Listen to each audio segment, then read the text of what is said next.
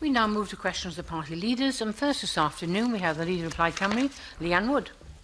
Diolch Llywydd, a blwyddyn newydd i chi gyd. Happy New Year to you all. First Minister, last night you participated in the first major public debate on the future for Wales within the European Union. You went head to head with the voice of the far right. Do you think your performance helped or hindered the Welsh campaign to remain in the EU? Well, I leave that to others. What I can say is this is a hugely important issue.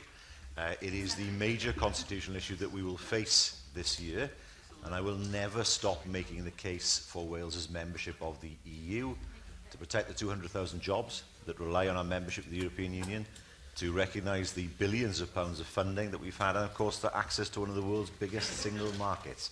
And I will keep on making that case for the next few months. Well, First Minister, I guess it's up to people to decide whether or not you helped or hindered that case. It's my view that those who try to frighten people into voting a certain way run the risk of a backlash.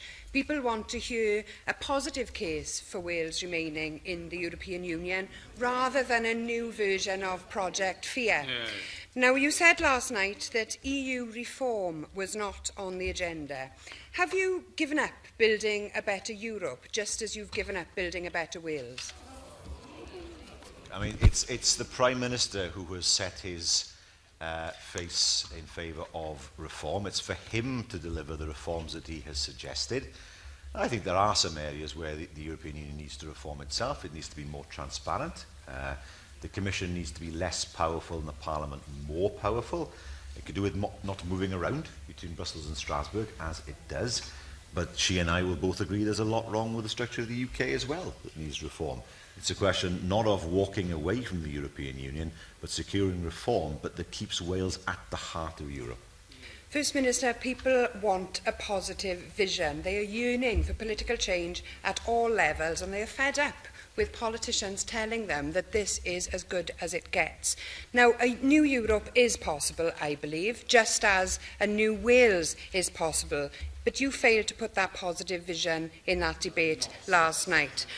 We got an insight last night, I think, as to how you intend to approach the period leading up to the referendum, and I hope that you will reflect on last night's debate and give serious consideration to changing tack.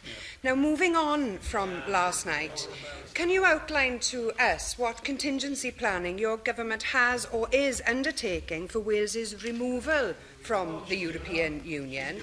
Have you sought legal advice on the ramifications of Wales voting in but being taken out? And what action will the Welsh Government take in terms of its relationship with the European Union if we are no longer a part of it? In other words, First Minister, do you have a plan B? The Leader of Plaid Cymru and I have had discussions, sensible discussions, where we have talked about how it might be possible to put in place a cross-party campaign in order to put the case for Wales's membership of the European Union. Now, she fails to outline how she would have done anything different, what message she would put forward, and it seems to me she's already given up. Because what she's talking about is, what will we do if we leave? I haven't given up yet. I will continue to make the case for Wales's membership of the European Union. I will continue to make the case for Wales's prosperity, for the need for Wales to be at the heart of Europe, and certainly it's not our intention to give up at this stage, which seems to be the message that she puts across. We now move